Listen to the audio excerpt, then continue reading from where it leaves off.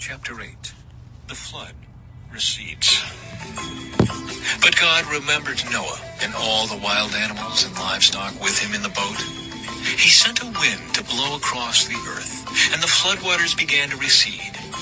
The underground waters stopped flowing, and the torrential rains from the sky were stopped. So the floodwaters gradually receded from the earth. After 150 days, exactly 5 months from the time the flood began, the boat came to rest on the mountains of Ararat. 2.5 months later, as the waters continued to go down, other mountain peaks became visible. After another 40 days, Noah opened the window he had made in the boat and released a raven. The bird flew back and forth until the floodwaters on the earth had dried up. He also released a dove to see if the water had receded and it could find dry ground. But the dove could find no place to land because the water still covered the ground. So it returned to the boat, and Noah held out his hand and drew the dove back inside. After waiting another 7 days, Noah released the dove again. This time the dove returned to him in the evening with a fresh olive leaf in its beak. Then Noah knew that the floodwaters were almost gone. He waited another 7 days and then released the dove again. This time, it did not come back. Noah was now 601 years old. On the first day of the new year, 10.5 months after the flood began, the floodwaters had almost dried up from the earth. Noah lifted back the covering of the boat and saw that the surface of the ground was drying. 2 more months went by, and at last the earth was dry.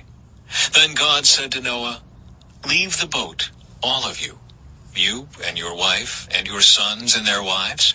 Release all the animals, the birds, the livestock, and the small animals that scurry along the ground, so they can be fruitful and multiply throughout the earth." So Noah, his wife, and his sons and their wives left the boat, and all of the large and small animals and birds came out of the boat, pair by pair. Then Noah built an altar to the Lord, and there he sacrificed as burnt offerings the animals and birds that had been approved for that purpose. And the Lord was pleased with the aroma of the sacrifice and said to himself, "I will never again curse the ground because of the human race, even though everything they think or imagine is bent toward evil from childhood. I will never again destroy all living things. As long as the earth remains, there will be planting and harvest, cold and heat, summer and winter, day and night."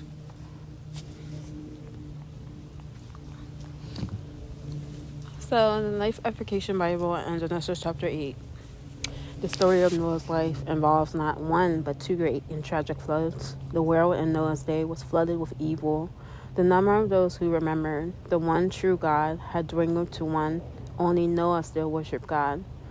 God's response to the severe situation was a 120-year-long last chance, during which he had Noah build a large real-life illustration of his message.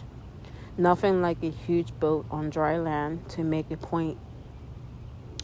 For Noah, obedience meant a long-term commitment to a project and preaching what would happen in a popular message of judgment.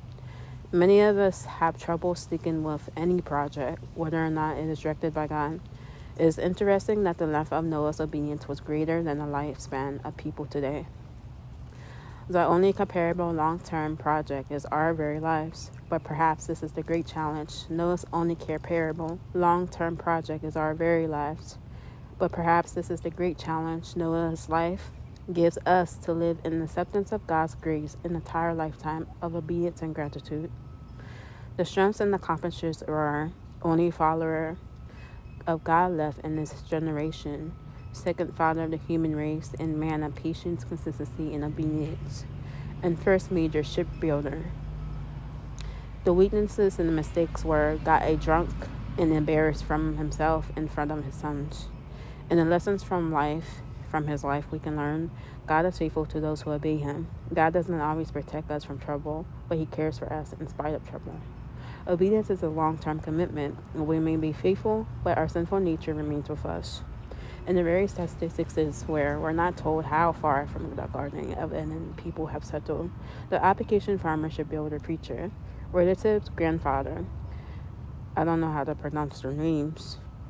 Methuselah. Methuselah. It's Methuselah.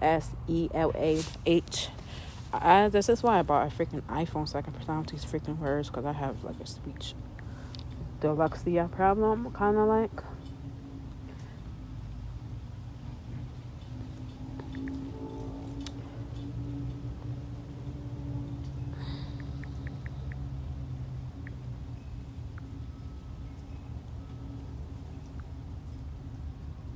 I don't even know how to say that name.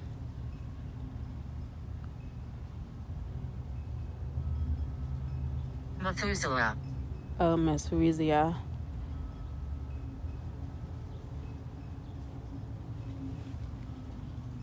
Father Lemmet, son Shamham, and Jehoshaphat. Key verses. So Noah did Genesis chapter 6:22. The key verses. So Noah did everything exactly as God had commanded him. Genesis chapter 8, verse 6 or 16. Occasionally Noah would send a bird out as a test to see if the earth was dry, but Noah didn't get out of the boat until God told him to. He was waiting for God's timing, and God knew that even though the water was receding, the earth was not dry enough for Noah and his family to venture out. What patience Noah showed, especially after spending an entire year inside his boat. We, like Noah, must trust God to give us patience during those difficult times when we must wait. In Genesis chapter 8, verse 21, verse 22, the countless times throughout the Bible we see God showing his love and patience toward men and women in order to save them. Although he realizes that our hearts are evil, he continues to reach out to us when we sin or far away from God. We surely deserve to be destroyed by his judgment. But God has promised never again to destroy everything on earth until the judgment day when Christ returns to destroy evil forever. Now every change of season is a reminder of his promises.